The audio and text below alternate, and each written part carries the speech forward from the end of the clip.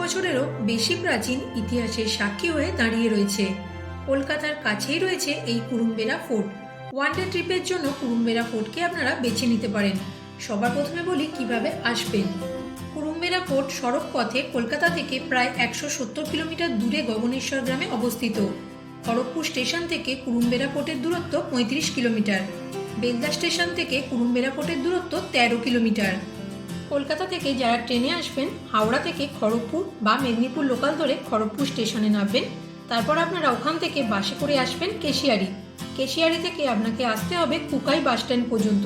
কুকাই থেকে টোটো করে গগনেশ্বর গ্রামে অবস্থিত কুরুম্বেরা ফোর্ট পৌঁছতে পারবেন। কলকাতা থেকে যারা বাইকারে আসবেন, NH6 ধরে খড়গপুর আসবেন। খড়গপুর থেকে বালাসোরের রাস্তা ধরে বেলদা স্টপেজে আসবেন। বেলদা তিন মাথার মোড় থেকে ডান দিকের রাস্তা ধরে গিয়ে বেলদা লেভেল ক্রসিং পার করে কেশিয়ারি যাবার রাস্তা ধরবেন। কেশিয়ারি থেকে প্রায় 8-9 কিলোমিটার মতো গিয়ে কুকাই বাসস্টপ মোড় থেকে বাঁ দিকে ছোট রাস্তা দিয়ে গগনেশ্বর গ্রামে যেতে হবে।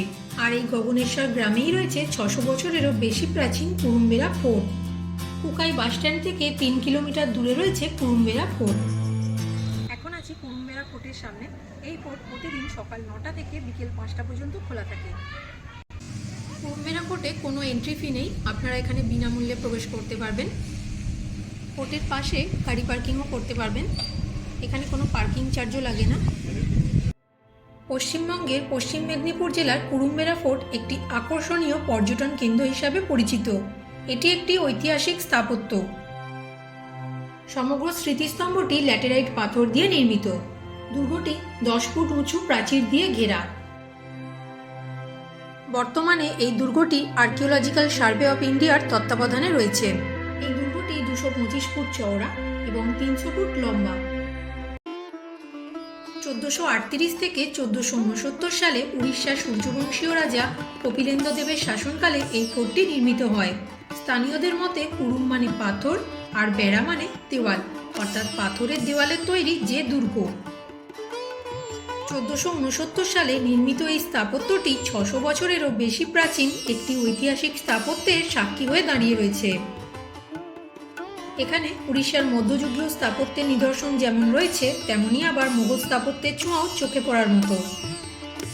দুর্গটি ASI এর তত্ত্বাবধানে আসার পর দুর্গটিকে যথাযথভাবে সংরক্ষিত রাখার জন্য মাঝখানে মাঝখানে থাম দিয়ে সাপোর্ট দেওয়া হয়েছে। প্রতিটি ক্লোস্টারে একটি করে খিলান রয়েছে প্রায় 10 ফুট উঁচু, এবং খিলানের মূল পাথরে একটি করে পদ্মফুলের প্যাটার্ন রয়েছে।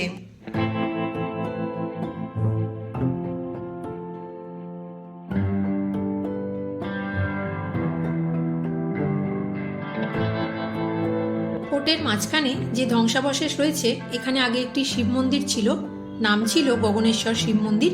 শিব মন্দিরের নামাঙ্করণেই এই গ্রামের নাম হয়েছে গগনেশ্বর। ঔরঙ্গজেবের আমলে আফগানরা পরাজিত হলে মোগল সম্রাটের হাতে আসে এই দুর্গ। ঔরঙ্গজেবের শাসনকালে বাংলা এবং উড়িষ্যায় বহু মন্দির ভেঙে মসজিদ নির্মাণের ফতেয়া জারি হয়। বাদ যায়নি দুর্গের ভেতরেই শিব মন্দিরটি। গগনেশ্বর শিব মন্দিরটি পুরো ভেঙে ফেলা হয়। বর্তমানে ধ্বংসপ্রাপ্ত মন্দিরটির ভিত্তিভূমিটি শুধু অক্ষত রয়েছে।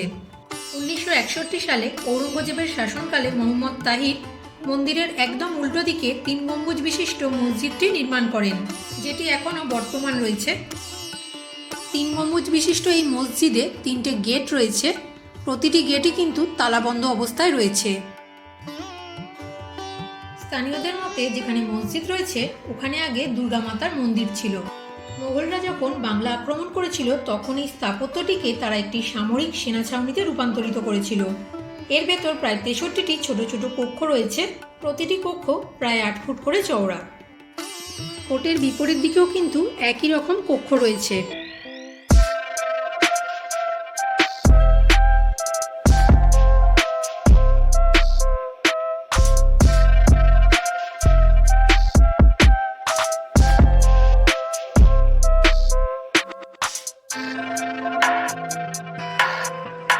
ফোর্টের একদিকের অংশটা কিন্তু একদম ভেঙে গেছে, মাঝে কিছু ধ্বংসাবশেষ পড়ে রয়েছে, সেগুলো থেকে অনুমান করা যায় যে এখানেও কিছু ছিল। প্রথমে পাঠানদের হাতে, তারপর মোগলদের হাতে, তারপর মারাঠাদের হাতে এই দুর্গটি হস্তান্তর হয়। প্রত্যেকবারেই দুর্গটি ধ্বংসপ্রাপ্ত হয়েছে, তাই আসলেই এটা কি ছিল সেটা কিন্তু জানা যায়নি। এই দুর্গটিকে নিয়ে ভিন্ন ভিন্ন মত প্রচলিত আছে, তবে যতটুকু জানা গেছে তা থেকে কিন্তু এটাকে কোনোভাবেই দুর্গ বলা যায় না। একটি দুর্গের যে সমস্ত বৈশিষ্ট্য থাকা উচিত সেগুলো কিন্তু এখানে নেই। যেমন এখানে কোনো ওয়াচ টাওয়ার নেই, সৈন্যদের অস্ত্র রাখার জায়গা নেই, দস্যুদের আক্রমণ থেকে বাঁচার জন্য নেই কোনো গোপন সুড়ঙ্গ, এগুলো কোনো কিছুই এখানে নেই। এছাড়াও আবার কেউ কেউ মনে করেন উড়িষ্যার সূর্যবংশীয় রাজা গজপতি কপিলেন্দ্র দেবের রাজত্বকালে এই স্মৃতিসৌধটি পুণ্যার্থীদের আশ্রয়স্থল হিসাবে নির্মিত হয়েছিল। মনে করা হয় এই পথ দিয়ে যারা তীর্থ ভ্রমণের জন্য পুরী যেতেন তাদের আশ্রয়দানের জন্যই এটি বানানো হয়েছিল।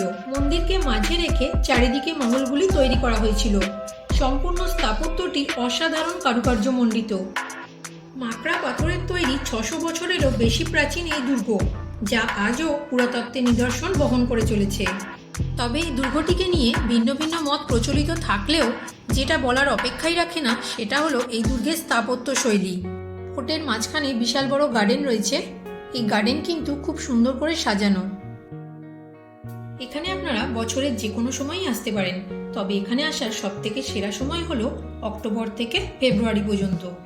দুর্গের ভেতর এএসআই এর একটি বোর্ড রয়েছে। এই বোর্ডে কুরুম্বেরা ফোর্টের সংক্ষিপ্ত বিবরণ দেওয়া আছে।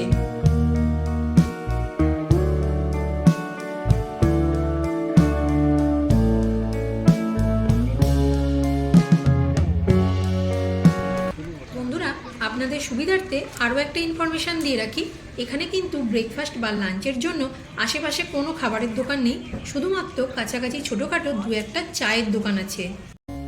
ইতিহাসকে ছুঁয়ে দেখতে এবং তার সাক্ষী হতে এই জায়গাটা থেকে কিন্তু আপনারা ঘুরে যেতে পারেন। আশা করি আপনাদের জায়গাটা ভালো লাগবে।